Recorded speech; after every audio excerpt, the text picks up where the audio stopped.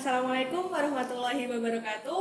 Perkenalkan, nama saya Tifal Hansanabila. Saya dari Prodi Manajemen Pendidikan Islam, Fakultas Ilmu Tarbiyah dan Keguruan UIN Sunan Kalijaga Yogyakarta. Di video kali ini, saya memenuhi tugas dari mata kuliah Tata Laksana Pendidikan. Dan pada kesempatan kali ini, saya akan menjelaskan tentang OBS atau kepanjangan dari Open Broadcasting Software. Jadi sebelum saya menjelaskan lebih lanjut tentang OBS tersebut, saya akan menjelaskan secara singkat apa sih yang OBS itu. Jadi Open Broadcasting Software ini adalah salah satu aplikasi yang membantu untuk streaming. Jadi di OBS ini kita bisa streaming, kemudian kita bisa recording juga, dan teman-teman semua dapat mendownload aplikasi tersebut di link yang akan saya bagikan di sini. Dan langsung aja kita masuk ke part pertama dari belajar bareng tentang Open Broadcasting Software. Yuk langsung aja. Assalamualaikum warahmatullahi wabarakatuh. Waalaikumsalam warahmatullahi wabarakatuh. Jadi hari ini di part pertama ini saya akan menjelaskan tentang apa aja sih yang ada di OBS. Sebelum kita lanjut ke streaming yang lain, nanti saya akan menjelaskan apa aja yang ada di dalam OBS ini. Jadi yang pertama, seperti yang udah dilihat di laptop teman-teman semua, OBS ini di awal ini ada hitam kotak. Ya, hitam kotak ini biasanya menampilkan apa yang akan kita tampilkan di streaming tersebut. Kemudian ada di bagian scene, di bagian ini ada yang scene ini seperti kalau kita lihat di PPT itu seperti slide.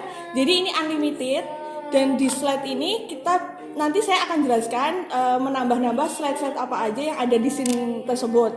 Kemudian di samping scene kita melihat ada yang namanya source lah. Ini biasanya nanti kita akan menambahkan banyak hal di sini yang nanti misal di dalam satu scene kita bisa menambahkan banyak source, dan itu berbagai macam. Yang seperti yang teman-teman lihat di layar komputer masing-masing. Kemudian di samping ada audio mixer. Jadi di audio mixer ini nanti teman-teman bisa melihat apa aja, misal di scene, misal scene pertama. Dan seperti di samping ini ada namanya scene pertama. Di scene pertama ini nanti misal dari teman-teman semua menampilkan video atau audio tersebut, dan nanti dari audio tersebut akan keluar di bagian audio mixer. Nah, di audio mixer ini nanti kita bisa merubah bagian volume, atau nanti akan ada output dan inputnya untuk dimasukkan ke Zoom atau streaming YouTube. Kemudian di sampingnya ini ada namanya scene transition. Ada berbagai macam seperti yang teman-teman lihat di laptop masing-masing. Itu ada fade dan cut. Fade itu biasanya lembut untuk langsung ke slide selanjutnya untuk perpindahan. Kemudian untuk cut itu biasanya cut langsung gitu. Kemudian di samping ini namanya control. Nah, di control ini ada di awalnya ada start streaming. Start streaming ini nanti memulai streaming kita harus memencet ini start streaming ini. Kemudian di bawahnya ada yang namanya start recording.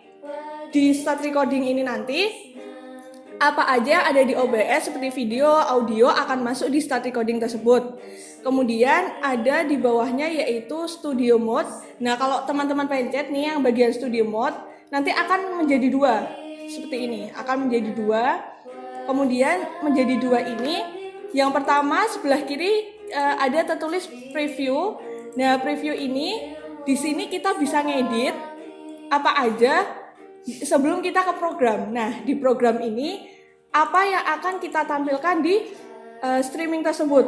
Apa yang akan kita tampilkan di streaming tersebut itu ada di program. Nah, preview ini kegunaannya bisa seperti mengedit langsung di sini. Jadi nanti saya akan beri contoh bagaimana sebelum di program dan preview kita bisa melihat banyak hal. Kita bisa melihat mengedit di bagian preview lalu ke program. Kemudian, di tengah-tengah antara preview dan program ini terdapat transition. Nah, transition ini ada berbagai macam. Yang pertama ada cut. Seperti yang saya jelaskan tadi, bagian cut itu ditambah ada fade, cut, kemudian di sini ada fade to black. Nah, jadi nanti dari yang pelan-pelan kemudian langsung ke hitam gitu. Jadi nanti langsung ke hitam seperti itu. Nah, ada yang otomatis sendiri, langsung kita pencet sendiri. Nah, nanti kita masukkan sesuatu di bagian scene dan source. Nah, nanti muncul di antara preview dan program tersebut yang masuk langsung ke program untuk streaming tersebut.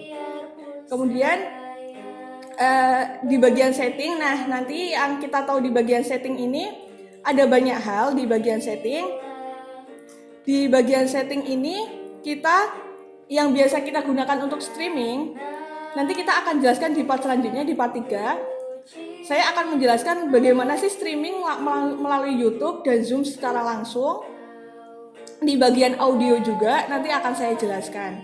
Nah, selanjutnya saya akan menjelaskan bagian search. Nah, teman-teman lihat nih di bagian search-nya teman-teman sendiri.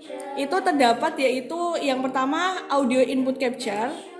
Nah, ini audio input capture ini bisa kita ganti nama juga, tapi untuk sementara kita gunakan nama ini. Nah, kita bisa memilih kira-kira audio input apa yang kita masukkan. Misalnya dari teman-teman sendiri punya menggunakan headset. Nah, menggunakan headset nanti muncul di sini seperti eksternal mix seperti itu. Nah, nanti kita bisa milih audio input tersebut. Kemudian selanjutnya ada audio output capture. Nah, ini bisa langsung kita pencet juga. Nah, ini tergantung kita memilih bagian apa.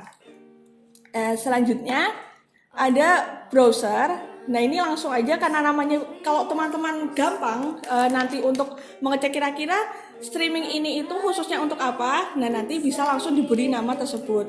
Di bagian browser, nah nanti ada memilih browser tersebut.